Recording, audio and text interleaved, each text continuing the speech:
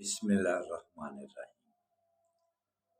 اٹھو مسلمانوں، اپنے مقدر جگا لو، نماز ادا کر کے اپنے اللہ کو منا لو۔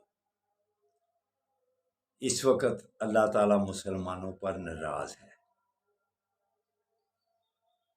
دوستو، مسجدیں آباد کرو۔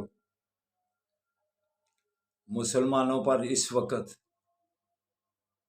پریشانیوں کے انبار لگے ہوئے ہیں۔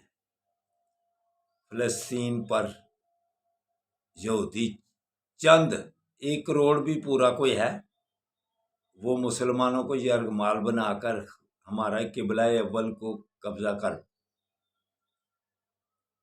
اور دن دنا رہا ہے، لیکن مسلمان خواب غفلت میں اتنی طاقت، اتنی تعداد ہونے کے باوجود بھی وہ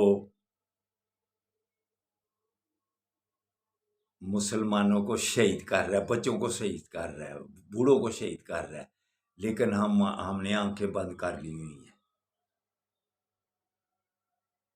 نبی کریم صلی اللہ علیہ وآلہ وسلم کی نماز آنکھوں کی ٹھنڈک کو چھوڑ دیا ہوا ہے۔ مسجدوں کو آباد کرنا، رمضان میں کتنی آباد تھی مسجدیں، لیکن اب پھر وہی حال ہے۔ تو اٹھ کر گردنیں جھکا لو اللہ کے آگے، تو پھر یا رزاقوں کا ورد کرو، آپ کی اقتصادی حالت بھی بہتر ہو۔ ہم نے اسرائیل کی اقتصادی حالت بہتر کرنے کے لیے ان کی چیزوں کو خرید کر استعمال کر رہے ہیں، وہی آمدن وہ ہمارے اوپر لگا رہا ہے۔ تو دوستو برخوردارو، یا رزاقوں کا ورد بھی کرو، تو نبی کریم صلی اللہ علیہ وآلہ وسلم کی آنکھوں کی ٹھنڈک کو اپنا لو۔ آقا صلی اللہ علیہ وآلہ وسلم اللہ پاک سے دعا کی کہ یا اللہ میری امت پر اجتماعی عذاب سے بچانا اس کو، وہ اللہ نے پوری کر لی۔ اتنے گناہ ہونے کے باوجود اجتماعی عذاب سے ہم بچے ہوئے ہیں۔ دوسری دعا مانگی کہ یا اللہ ان کو غالب رکھنا، تو اللہ پاک نے ارشاد فرمایا جب آپ اکٹھے رہیں گے تو غالب رہیں گے، اگر تقسیم ہو گئے تو مغلوب ہو جائیں گے۔ تو اس وقت ہم تقسیم ہو گئے ہوئے ہیں، ایک ہو جاؤ۔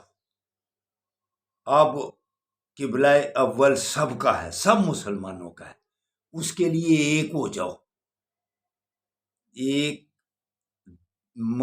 عمارت کی مانند ہے مسلمان، ایک اینٹ جب اس کی نکلے تو پھر عمارت کمزور ہوتی جا رہی ہے۔